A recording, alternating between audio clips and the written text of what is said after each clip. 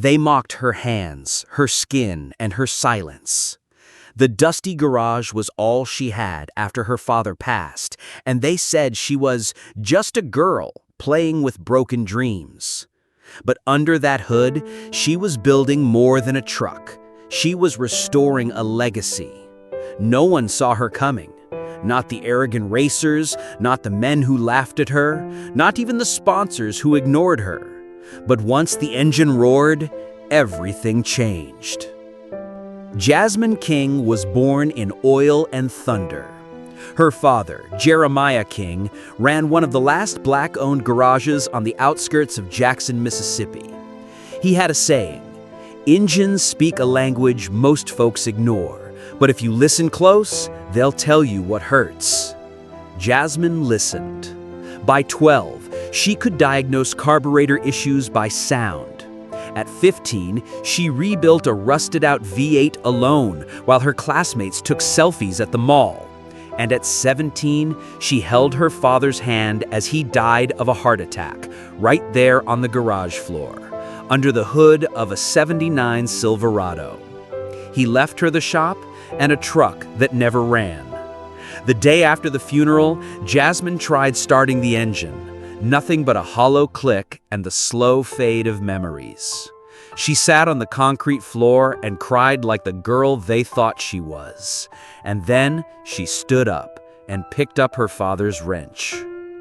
The town whispered, "A girl running a shop? Alone? With no customers? She was doomed." Mechanics she once looked up to rolled past her garage slow, smirking. One, named Blake, even dropped a flyer for the $500,000 Southern Thunder race, laughing, "Maybe your daddy's ghost will drive for you, Jazz." She said nothing, just folded the flyer and placed it in the Silverado's glove box. She spent that winter inside the truck like a ghost in her own home. Bolts scattered the floor like breadcrumbs leading to something sacred. She rebuilt the engine piece by piece, scraping together parts from scrapyards, Craigslist, even old junkyards her dad used to call treasure hunts. No one offered help, no one believed in her, and that made it better. Because when you are invisible, no one sees you coming. On a rainy Thursday, a stranger walked in. Old man limping slightly, holding a folded photo. It was of Jeremiah and him standing next to that very truck. "My name's Wendell. I raced with your daddy. He ever tell you the truth about that truck?" Jasmine shook her head slowly. He leaned in. "It's a prototype, ain't just a Chevy.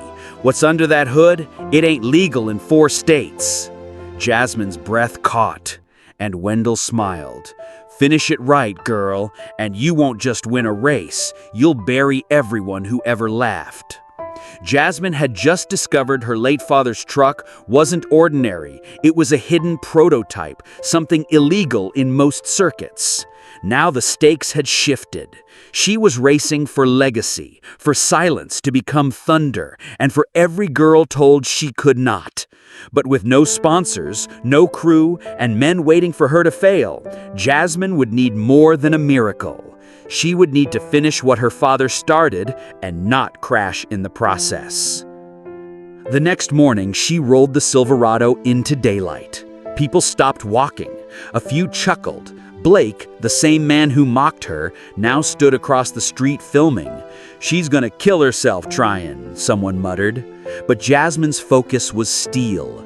With Wendell by her side now, old hands full of fire, they tore through the rebuild with renewed urgency.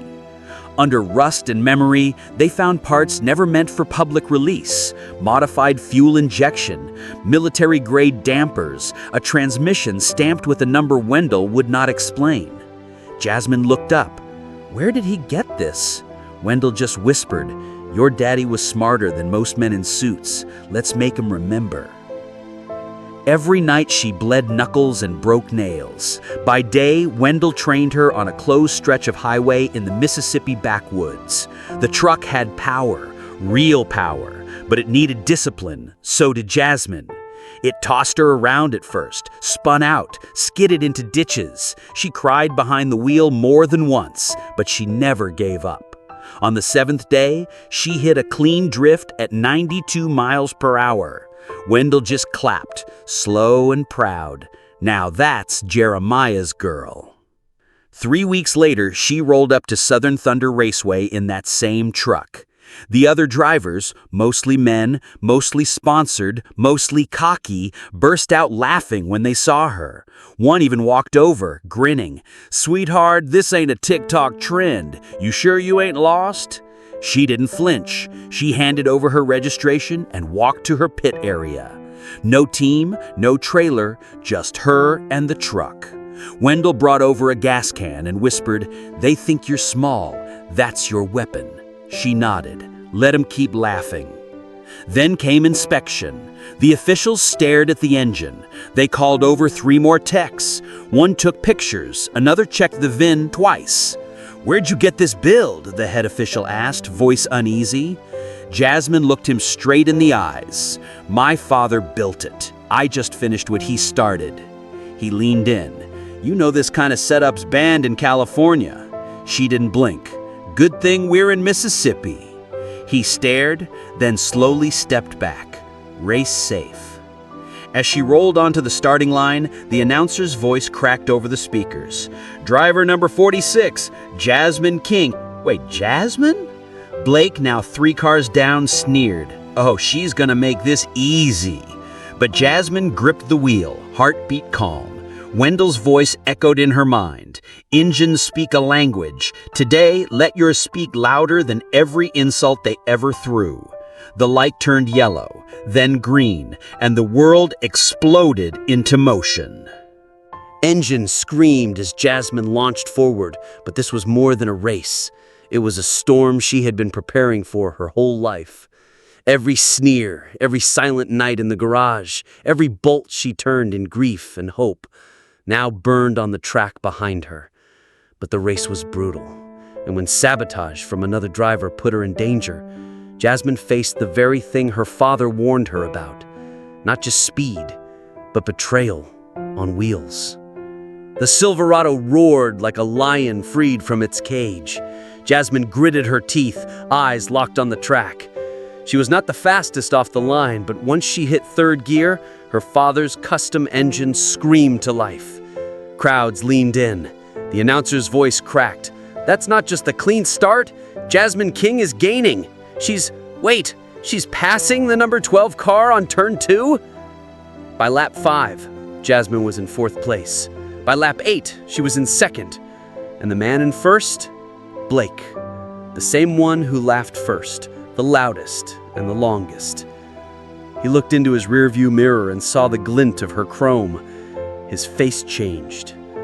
He had not expected her here, and he sure did not expect her there on his tail. But Blake did not play fair. On lap 9, he braked hard in a turn he normally coasted. Jasmine had seconds to react. The truck's tires squealed as she twisted the wheel, just missing his bumper by inches. The crowd gasped. One camera caught Blake smirking. Wendell clinched the fence with white knuckles. "Dirty punk. He's trying to break her rhythm." Jasmine recovered. Barely.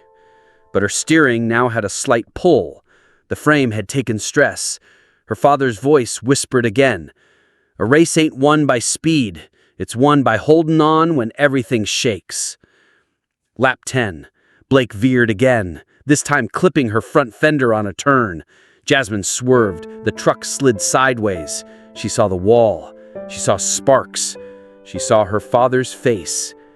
And then she saw the inside.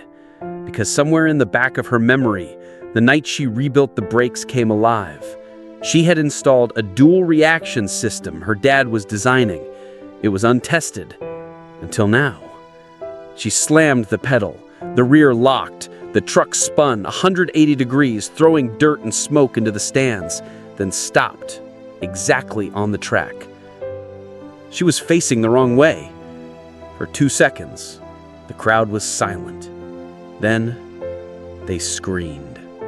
Jasmine threw it in gear, tires shredded rubber as she spun the truck around, and in one terrifying, glorious move, she was back in the race. Blake was furious. He floored it. Jasmine followed. 2 laps left, only one winner. Wendell yelled from the sideline, tears in his eyes. "Come on, Jazz, show him who built that truck." She came up beside Blake. He looked at her with disbelief. She looked back with purpose. And then she did something no one expected. She lifted her hand and saluted him. Blake's face twisted in confusion, and in that 1 second of distraction, Jasmine downshifted, kicked the inside line, and slingshot past him like lightning. The checkered flag was waving. As Jasmine roared toward the checkered flag, the stadium rose to its feet. She was not supposed to be here, not the girl they laughed at, ignored, and dismissed, but with one final push, she crossed a line generations were never allowed to. Yet what happened after the race shook everyone, from the truth about her truck's design to the man who tried to buy her silence. Jasmine's victory wasn't just fast, it was history. The crowd exploded. The announcer's voice cracked through sobs. "She did it! Jasmine King wins!" But Jasmine could not hear anything inside the cab. Her ears were ringing, her hands still on the wheel, trembling. The truck hissed and steamed like it had exhaled with her. Wendell climbed the rail and sprinted toward her like a teenager again. "You did it, girl! You did what he couldn't!" And Jasmine just looked at the sky and whispered, "Daddy, we did it." Cameras rushed the track. Reporters screamed questions. Sponsors who once ignored her now shoved microphones in her face. "Who designed the engine? Who trained you? Where do you get that transmission? Do you know what this means?" Wendell placed his hand gently on her shoulder. Jasmine stood up on the truck bed, eyes glassy but fierce. "My name is Jasmine King. I built this truck in my father's garage. My daddy was told his designs were too advanced, too expensive, too black. They laughed at him. They laughed at me. But this truck, this win, is for every mechanic working in silence. We ain't invisible anymore." The crowd went still. Then, a roar louder than engines. Later that night, as Jasmine cleaned grease from her hands at the garage, a sleek black car pulled up. A man in a suit stepped out, holding a leather briefcase. He smiled. "Miss King, we represent a major auto manufacturer. We've been tracking this truck for months. We'd like to buy your father's design, the entire blueprint. We can make you rich beyond anything you imagined." Jasmine paused. She looked over at her dad's photo on the wall, his arms crossed, smile crooked, eyes tired. She took a breath. "No," she said. The man blinked. "Excuse me?" "I'm not selling what they laughed at. I'm building a legacy with it." She handed the briefcase back. "Next time, don't wait for a win to see worth." He stood there stunned. And Jasmine? She turned back to the engine, because another rebuild had already begun. 1 year later, the sign outside the garage now read, "King Performance Engines, built with hands they tried to keep empty." And on that dusty wall, next to her dad's old wrench and a framed check for $500,000, was the photo of Jasmine, helmet off, tears in her eyes, holding her trophy high, with a caption burned in gold, "They laughed until she made history."